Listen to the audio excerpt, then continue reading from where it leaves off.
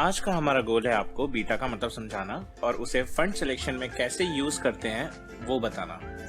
आइए देखते हैं दो टेबल्स जो दो क्रिकेटर्स ए और बी का कुछ डेटा दिखाती है। फर्स्ट सिनेरियो है चेजिंग सिनेरियो।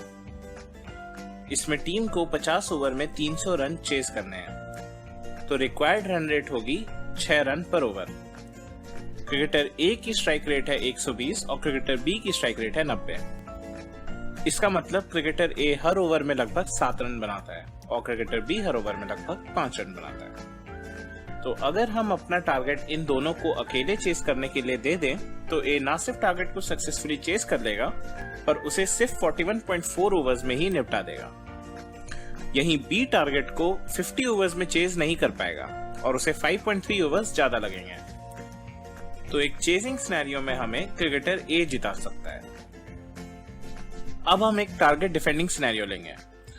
इन्हीं दोनों क्रिकेटर्स को कंसीडर करते हैं। मान लेते हैं हमें 50 ओवर में 300 रन का टारगेट डिफेंड करना है। तो बैटिंग की तरह क्रिकेटर ए की बॉलिंग इकोनॉमी है लगभग 7 रन पर ओवर और क्रिकेटर बी की बॉलिंग इकोनॉमी है लगभग 5 रन पर ओवर। यहाँ हम देख सकते हैं कि अकेले बॉलिंग करने पर क्रिकेटर बी ना सिर्फ टारगेट को डिफेंड कर लेगा पर सामने वाली टीम को सिर्फ 250 रन पे रोक लेगा।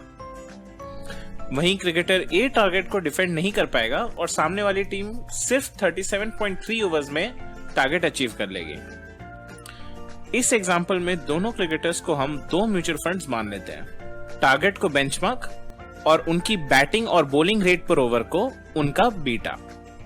तो हम ये देख सकते हैं कि क्रिकेटर ए को एक मैच में चूज करके हम एक चेजिंग सिनेरियो में बड़ी जीत हासिल कर सकते हैं, पर वो ही एक डिफेंडिंग सिनेरियो में हार भी दिलवा सकता है।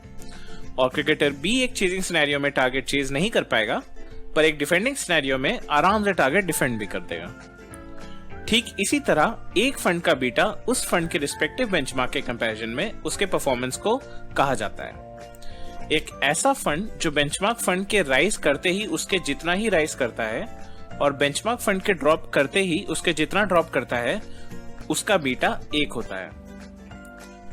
ठीक ऐसे ही जिन फंड्स का बीटा 1 से ज्यादा होता है जैसे कि 1.2, तो वो बेंचमार्क फंड के राइज से 20% ज्यादा राइज करते हैं, पर अगर बेंचमार्क इंडेक्स ड्रॉप होता है तो उससे 20% ज्यादा ड्रॉप होता है। और जिन फंड्स का बीटा 1 से कम होता है जैसे कि 0.8, तो वो बेंचमार्क के राइज से 20% कम राइज होते हैं पर बेंचमार्क फंड के ड्रॉप से भी 20% कम लॉस देते हैं। अल्टीमेटली एक म्यूचुअल फंड का बीटा उस फंड का रिस्क कैलकुलेट करने में मदद करता है और आपको आपका फंड आपके रिस्क एपेटाइट के अनुसार उसका बीटा देख के चूज करना चाहिए।